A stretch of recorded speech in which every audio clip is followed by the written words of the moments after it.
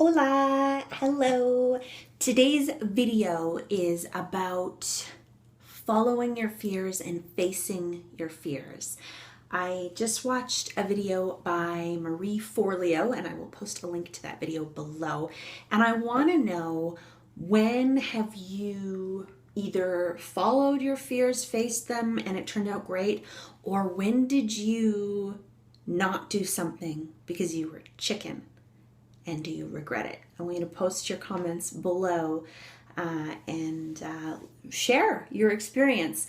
So I totally agree with facing your fears and following your fears. And I think that to get a little more clarity, you definitely should watch Marie's video. Again, the link is below.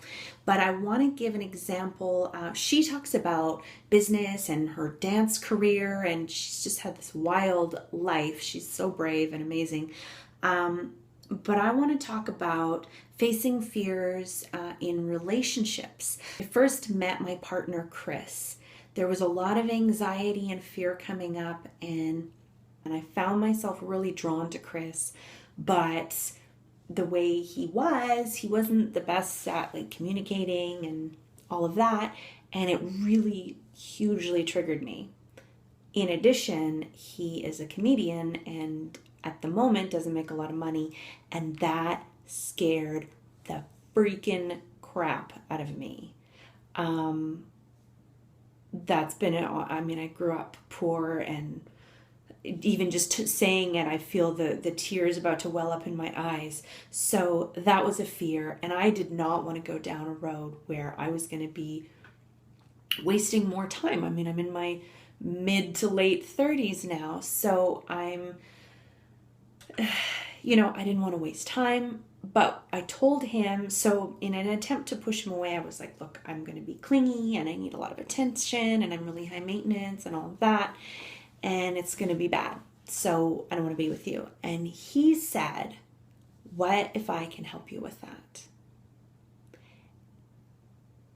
And I was like, oh, who says that?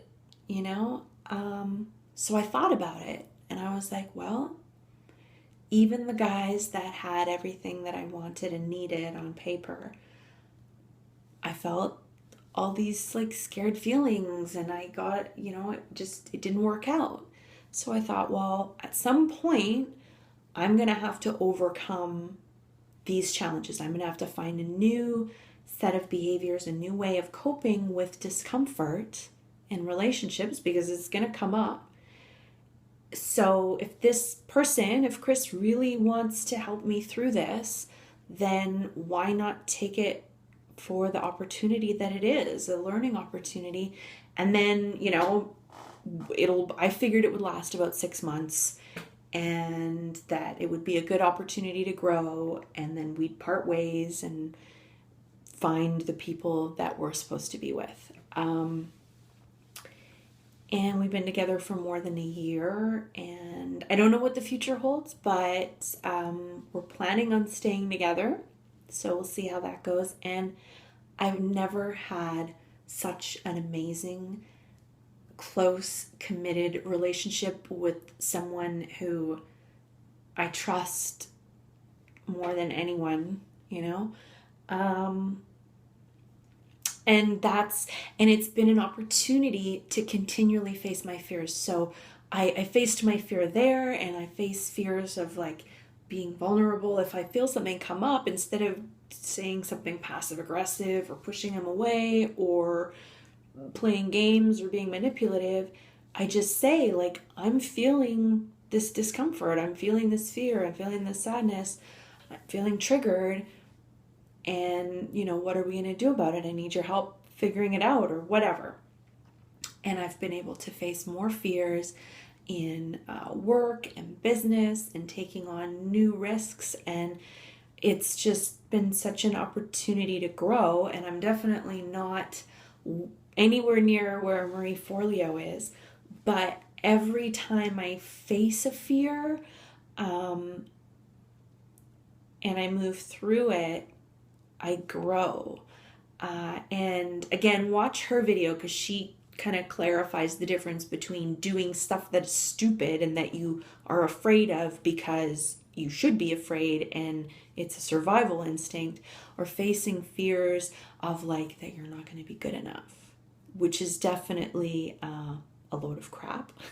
And that's the kind of fear that we're talking about, the kind of fear that I'm going to get hurt. I've got to protect myself. I've got to limit my exposure to this because it makes me uncomfortable. So that's the kind of fear we're talking about following and immersing yourself in and moving through, because when you get to the other side, it's so amazing. I never imagined, I mean, again, I figured I'd use this relationship as an opportunity to work through some of my stuff and then go find someone better. And now I realize I can't imagine anyone better. And we're working on building businesses and creating abundant income and all of that. And he's facing his fears too. And it's just so much more powerful, because my fear was, well, I've got to go, I'm going to waste time on this guy. And what I really should be looking for is a guy who can just give me abundant, a wealthy guy who can take care of me and make me feel safe and all of that.